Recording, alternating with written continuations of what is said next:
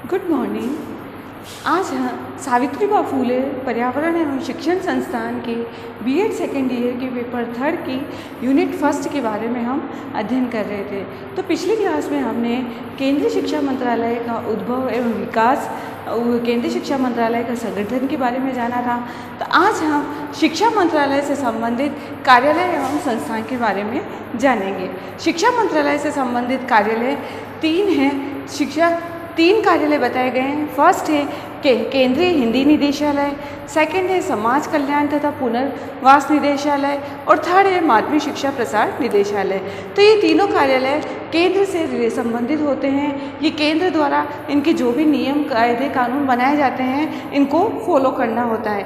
केंद्रीय हिंदी निदेशालय में यानी कि हिंदी भाषा से संबंधित सारे कार्य इस निदेशालय में किए जाते हैं। पाठ्यक्रम में हिंदी भाषा का कार्य करना, ऑफिशियल वर्क का, ये सारा कार्य केंद्र स्तर पर हिंदी निदेशालय में किया जाता है। फिर है समाज कल्याण तथा पुनर्वास निदेशालय। समाज कल्याण तथा पुनर्वास निदेशालय में कि बालकों को जब शिक्षा में कोई परेशानी हो रही हो, उनकी घर में आर्थिक स्थिति अच्छी नहीं हो, तो उन्हें समाज कल्याण विभाग द्वारा छात्रवृत्ति प्रोत्साहित किया जाती है। और बहुत सारे छात्र ऐसे होते हैं जिनके क्षेत्र अधिक विकसित नहीं होते हैं, तो उन्हें पुनर्वास यानी कि हॉस्टल की सुविधा दी जाती है। तो ये जो छात्रवृत्ति है, आवास सुविधा है, ये हॉस्टल सुविधा है, ये इन सभी का कार्य केंद्र द्वारा समाज कल्याण तथा पुनर्वास निदेशालय द्वारा निर्धारित किया जाता है। फिर है माध्यमिक शिक्षा प्रसार निदेशालय। माध्यमिक शिक्षा प्रसार निदेशालय ये 9th और 10th तक की शिक्षा का सारा कार्य निर्धारित करता है कि 9th-10th का पाठ्यक्रम, बच्चों के उस विद्यालयों में पाठ्यक्रम कैसा होना चाहिए, स्कूल का स्ट्रक्चर कैसा होना चाहिए, उनमें कौन कौन सी सुविधा होनी चाहिए, कौन कौन से विषय होने चाहिए, कि उनमें क्या प्रॉब्लम आ रही है शिक्षा से संबंधित, ये सारा कार्य समस्याओं का समाधान करने के लिए माध्यमिक शिक्षा प्रसार निदेशालय निर्धारित किया गया है।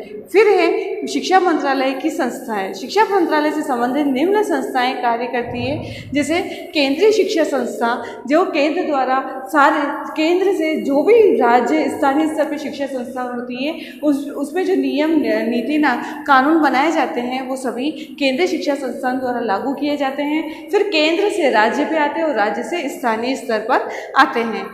फिर सेकंड है राष्ट्रीय बुनियादी शिक्षा संस्थान। राष्ट्रीय बुनियादी शिक्षा संस्थान में है कि जैसे कि महात्मा गांधी ने बुनियादी शिक्षा की शुरुआत की थी, तो उन्होंने कहा था कि बुनियादी शिक्षा ऐसी शिक्षा है जिससे बालक स्वावलंबी बने, आत्मनिर्भर बने, यानी कि अपने हस्तकला से निर्मित वस्तुओं का भी निर्माण करे, हस्तकला से संबंधित वस्तुएं वो खुद स्वयं आत्मनिर्भर होकर बनाए। इसीलिए राष्ट्रीय बुनियादी शिक्षा संस्थाओं की भी स्थापना की गई। ये संस्थाएं चलेगी ताकि बच्चों को विद्यालय में इन शिक्षा जो उनके पाठ्यक्रम से संबंधित शिक्षा देने के साथ साथ बुनियादी शिक्षा भी दी जाए। उन्हें क्लास वर्क में कुछ चीज़ें बनवाने के लिए दी जाए, जैसे गर्ल्स है तो गर्ल्स को आर्ट यानी कला से संबंधित कोई चीज़ें बनाना, कुछ ड्राइंग, पेंटिंग, रंगोली बनाना, गृह कला से संबंधित जैसे कि कुकिंग में भी अच्छी कोई कोई चीज़ें तैयार करना, खाने पीने की वस्तुएँ जैसे पापड़ है, सॉस है, इस तरीके से जो इजी वे में कुछ भी अचार, मुरब्बे हैं, ये चीज़ें तैयार करना,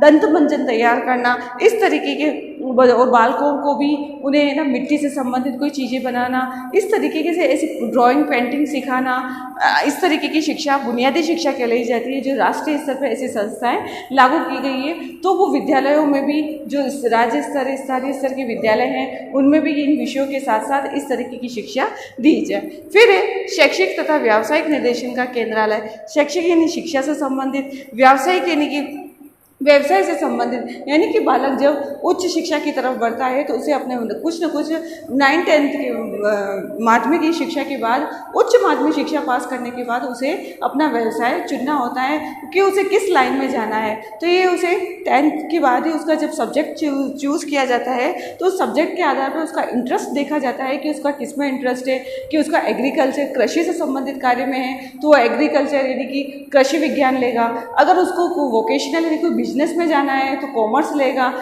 व्यवसाय के लिए बिजनेस से संबंधित सब्जेक्ट लेगा और वोकेशनल में जाएगा तो कुछ अपना स्वयं का बिजनेस कर सकेगा।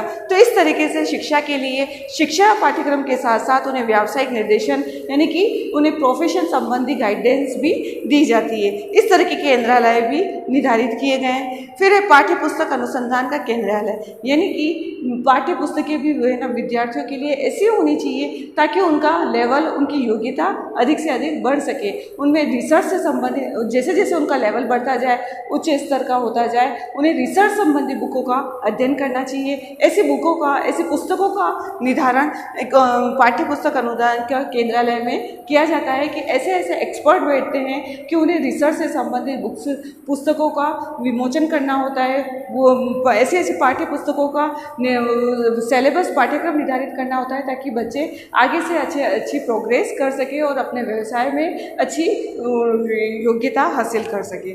फिर है राष्ट्रीय दृश्य श्रव्य शिक्षा संस्था। राष्ट्रीय दृश्य श्रव्य शिक्षा संस्था यानी कि ऑडियो विजुअल इंस्टीट्यूट और नेशनल लेवल का ऑडियो विजुअल इंस्टीट्यूट से है कि जो बच्चे किसी तरीके की परेशानी हो या अपनी टीचिंग को अच्छा सुधार कर सके, अपनी शिक्षा को बेहतर बनाने के लिए टीचर्स भी इन शिक्षण संस्थाओं से, दृश्य श्रव्य शिक्षण संस्थाओं से अच्छे बच्चों को ज्ञान दे सके। उन्हें ना जब पाठ्यक्रम का जब निर्धारण पाठ्यक्रम जब करवाया जाता है तो उसके लिए उन्हें शिक्षकों को, छात्रों की जब कक्षा में जाते हैं तो उन्हें दृश्य श्रव्य साधनों का प्रयोग करके उनकी शिक्षा को, उनकी क्लास को, उनके कंटेंट को, पाठ्य वस्तु को अच्छे से अच्छा बनाया जा सके।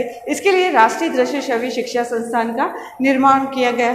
फिर राष्ट्रीय मूल शिक्षा केंद्र, जिसमें शिक्षा के लिए अच्छे से अच्छे नई नई विधियों का प्रयोग किया गया।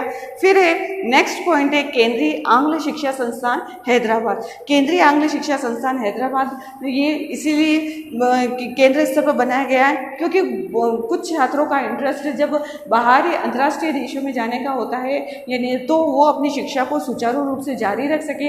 इसके लिए उनकी इंग्लिश अच्छी हो, इंग्लिश अच्छी होने के लिए उन्हें अच्छे से अच्छे संस्थानों में प्रवेश लेना पड़ता है। इसीलिए ये हैदराबाद में एक केंद्रीय आंग्ल शिक्षा संस्थान बनाया गया जहाँ पर जो उच्च शिक्षा क्षेत्र में जाने वाले बच्चे हैं जो अपनी इंग्लिश जिनकी अच्छी हो या अपने इंग्लिश विषय को अच्छा बनाने के लिए ऐसे संस्थानों में प्रवेश लेकर अपनी शिक्षा को अच्छे से अच्छा कर सके और योग्यता हासिल कर सके ताकि उन्हें जब अदर कंट्रीज़ में जाना हो, अदर देशों में जाके अपना व्यवसाय चुनना हो तो वो आराम से चुन सके। फिर है लक्ष्मीबाई शारीरिक शिक्षण महाविद्यालय ग्वालियर। लक्ष्मीबाई शारीरिक शिक्षण महाविद्यालय ग्वालियर से आशय है कि कोई छात्र ऐसे होते हैं, छात्र छात्राएं हैं जैसे कि नाम से ही पता है कि लक्ष्मीबाई युद्ध कला में अच्छी निपुण थी। उन्हें सभी तरीके की कलाओं का अच्छा ज्ञान था। तो इसके लिए छात्र छात्राओं को जब अपनी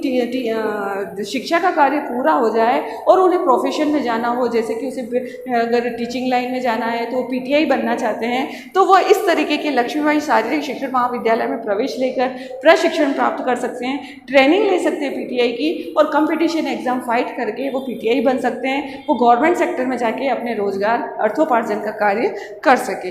फिर है विदेशी शिक्षा विभाग। विदेशी शिक्षा विभाग यानी कि मतलब आजकल की छात्र छात्राओं का अध्ययन इतना अच्छा नवीन टेक्नोलॉजी आधारित हो गया है कि वो विदेशों में जाकर भी अपना अध्ययन कर सके।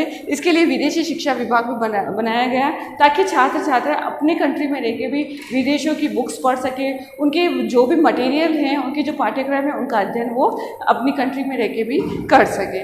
फिर है नेक्स्ट है वयस्क अंध प्रशिक्षण केंद्र।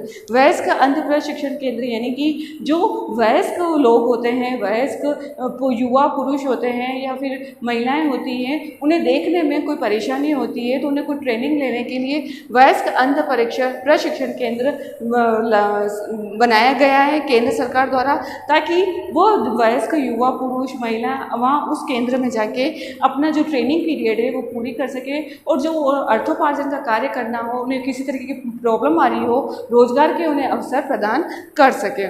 फिर लास्ट है केंद्रीय ब्रेल मुद्रालय देहरादून। केंद्रीय ब्रेल मुद्रालय ब्रेल लिपि, जैसे कि आपको पता है कि ब्रेल लिपि लुई ब्रेल ने बनाई थी। उन्होंने ब्रेल लिपि इसलिए बनाई थी कि जो देख नहीं सकते हैं तो उस अक्षरों को उभरे हुए होते हैं, तो उनको देख के वो अध्ययन कर सकें, उनको जान सके कि ये किस तरीके की क्या चीज़ है। तो इस तरीके से केंद्रीय ब्रेल मुद्रालय देहरादून में बनाया गया, जहाँ पर जो बालक बालिकाएँ, जो वयस्क हैं, जो भी है, अपना प्रशिक्षण, अपनी शिक्षा को निर्धारित करने के लिए इस तरीके की संस्थानों में जाके वहाँ पर अपना शिक्षा को सुचारू रूप से कर सके और उन्हें शिक्षा अपनी आगे जारी करने के लिए इस तरीके की संस्थाओं में जाके और अपना अध्ययन को जारी रख सके, अपनी योग्यता हासिल कर सके, ताकि अपने साहस और उत्साह के साथ वो अपना रोजगार, अर्थोपार्जन का कार्य भी कर सके। फिर हमारा आता है कि केंद्र सरकार के शिक्षा संबंधी कर्तव्य, यानी कि केंद्र सरकार ने शिक्षा संबंधी क्या क्या कर्तव्य बनाए।